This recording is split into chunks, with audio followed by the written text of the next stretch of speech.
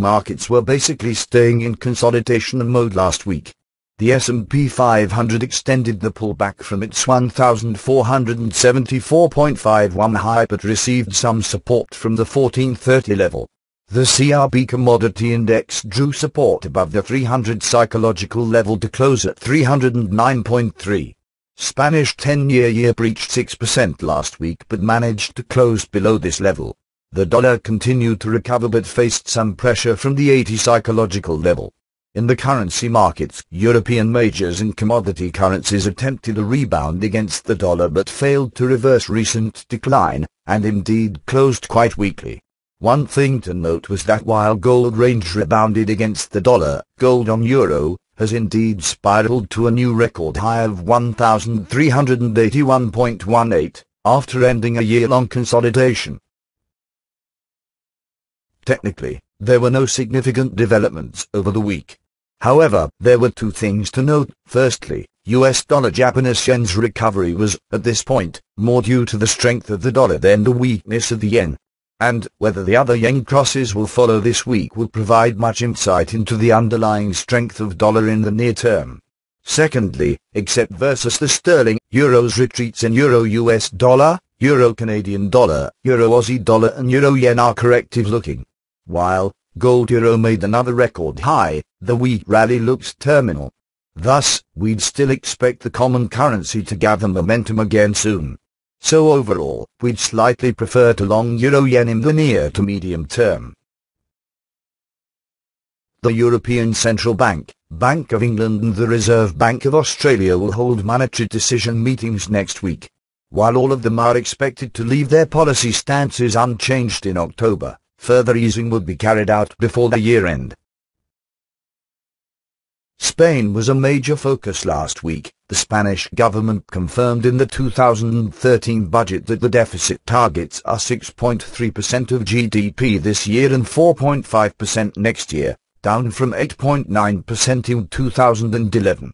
In order to achieve this goal in the face of economic contraction and sluggish employment condition, the government announced additional fiscal tightening measures which mainly focused on reduction in spending rather than tax increase.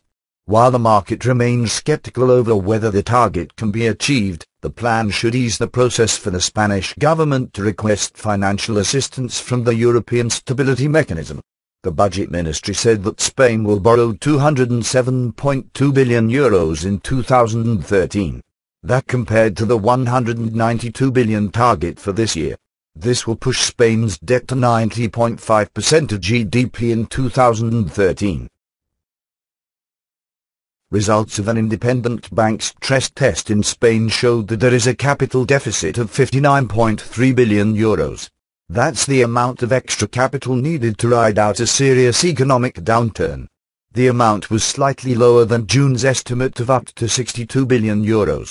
Taking mergers and tax effects into considerations, the needed capital will be further reduced to €53.7 billion.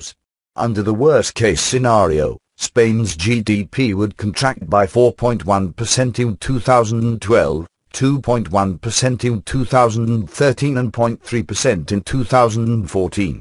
Unemployment would also jump to 27.2% in 2 years' time. Among the 14 banks tested, Bankia Group has a deficit of as much as €24.7 billion, while 7 out of 14 showed no deficit. The Prime Minister hailed that the stress tests were the biggest transparency exercise ever done, and he emphasized that Spain will pay back the needed money. The ECB also hailed the stress tests as stringent and the asset quality review as thorough. Unlike Spain, France's 2013 budget focused on tax hikes on business and the rich, rather than any spending cuts. The government pledged to narrow the deficit to 3% of GDP in 2013 from 4.5% this year and eventually to 0.3% by 2017, compared with 0% in previous estimates. Prime Minister Jean-Marc Ayrault described the budget plan as a fighting budget to get the country back on the rails. Yet, with record unemployment rate and sluggish macroeconomic data, the government faces challenges even on meeting the newly announced deficit target. Greece's coalition government also agreed a plan to cut spending over the next 2 years by 11.5 billion euros. Finance Minister Yanis Tournaras said that the agreement gives me a basis for stronger negotiation with the international creditor for easing the conditions on fiscal reforms. PASK leader Evangelos Venizelos said that the European parts are undoubtedly aiding Greece but not as much as they could, and he urged European leaders to acknowledge the achievements of the Greek people, as shown in the elections. Greece has yet to secure the next tranche of bailout fund from EU IMF, and Prime Minister Antonis Samaras is seeking a 2-year extension on fiscal reforms. Tournaras will meet with the Troika again on October 1st. In the United States, Philly Fed Plus's comment was taken as a reasons for the deeper pullback in risk sentiments. Plusser stated his strong opposition and said that increasing monetary policy accommodation is neither appropriate nor likely to be effective in the current environment. And he warned that, by greatly expanding the size of the Fed's balance sheet, the new asset purchase program will exacerbate the challenges that the Fed will face when it comes time to exit. Plusser said that additional asset purchases are unlikely to reduce long-term interest rates by a significant amount, and we are unlikely to see much benefit to growth or to employment from further asset purchases. Plusser also said that, conveying the idea that such action will have a substantive impact on labor markets and the speed of the recovery risks the Fed's credibility. Plusser expects the U.S. economy to grow at 2% in 2012, and around 3% in both 2013 and 2014. On the other hand, Dallas Fed official warned that the United States is drowning in unemployment, its economy is running at stall speed and inflation is not a problem. Fisher defended the Fed's quantitative easing and said no one could fault Bernanke for using every tool at its disposal to get the economy up and running again. Chicago Fed Evans urged them to do as much as we can to bolster the resiliency and vibrancy of the economy.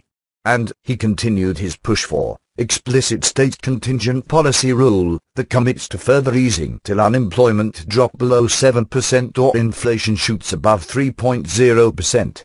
Evans warned that modest, cautious, safe policy actions could risk a Japan-style lost decade.